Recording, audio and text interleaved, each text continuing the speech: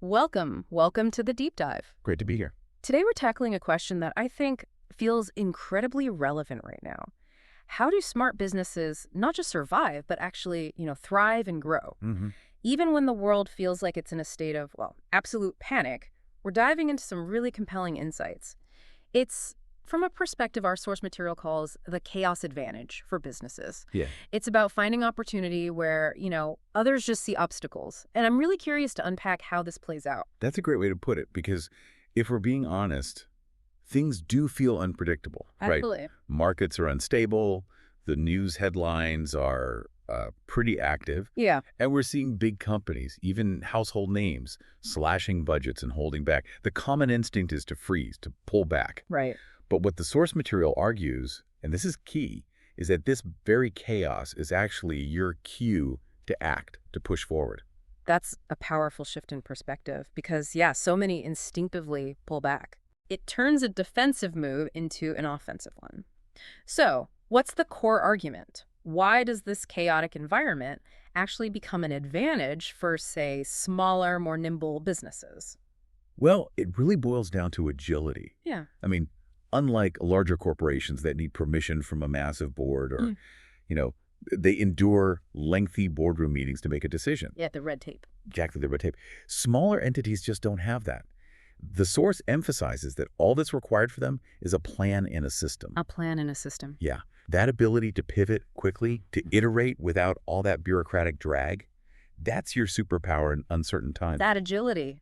Yeah, that sounds like a truly unique advantage for smaller businesses right now. hmm And the source actually builds on that with what it calls a blueprint for turning chaos into growth.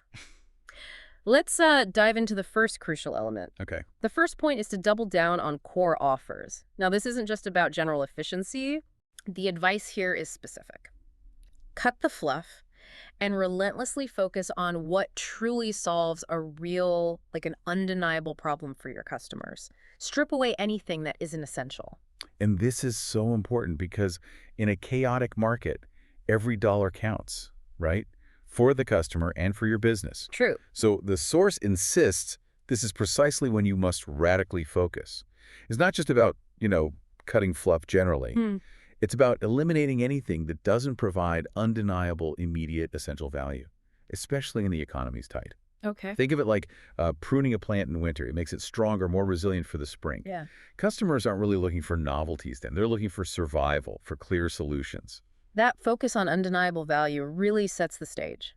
But how do you execute consistently, especially when, external conditions are all over the place and your business might feel like it's running on fumes? Well, it leads right into the next point. Which is? The source pushes us to consider building robust systems.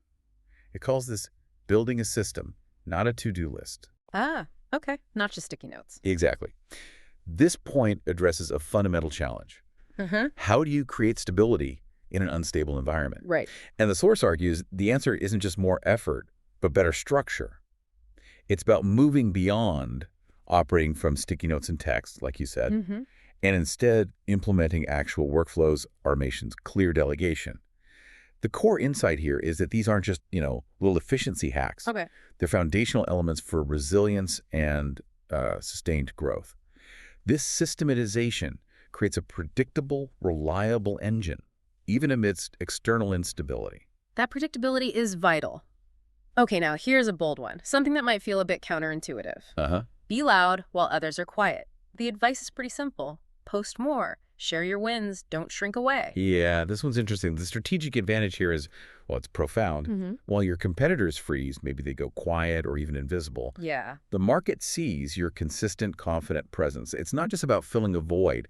It's about actually shaping the narrative. Shaping the narrative. How so? Well, you become the reliable voice, Yeah. right? The solution provider, while others are perceived as faltering or pulling back.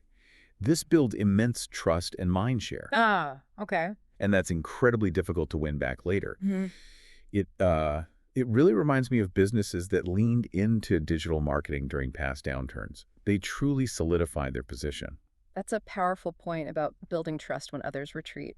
Okay, for our final key principle, and this one's incredibly forward-looking. Hmm. The source advises us to use AI to get ahead.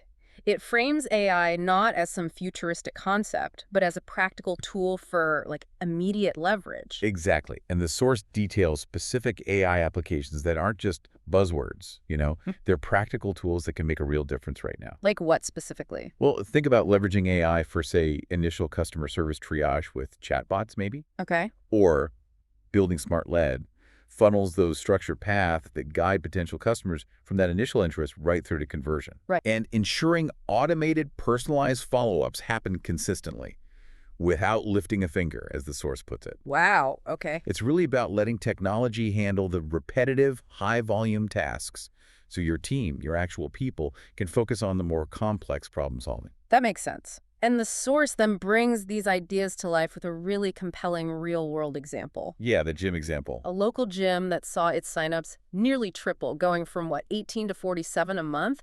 That really shows the impact of actually doing this stuff. It's a fantastic case study in targeted system implementation. This significant growth, it was achieved simply by adding a simple follow-up agent that calls leads instantly. And the key takeaway emphasized in the source is huge. Yeah. It required no new ads, no new staff, just a better system. Just a better system. Yeah. If we connect this to the bigger picture, it's a powerful demonstration, isn't it? How seemingly small systematic changes, especially when they're enabled by new tech like AI, can lead to really disproportionate results in a challenging environment. So, bringing it all together then, the main message from our source material is, well, it's incredibly empowering. You don't need perfect conditions. You need the right systems. That's it. It's about building resilience from the inside out, turning that external chaos into internal strength. Which really raises an important question for you, our listener, as a business owner right now. What's your biggest challenge? Consider these options, just like the source invites us to reflect. Is it, number one, getting new leads? Okay. 2, following up consistently. We just talked about that. Yeah. 3, managing your team effectively. Yeah. 4, automating your process. Or maybe 5, you're just feeling overwhelmed. You need a map, a clear path forward. Whatever your challenge, we really hope this deep dive encourages you to consider how these principles, doubling down, building systems, being loud, leveraging AI, how they can be applied in your own context. Yeah. To build and grow through the chaos. Because when others panic, well, that's truly your cue to build.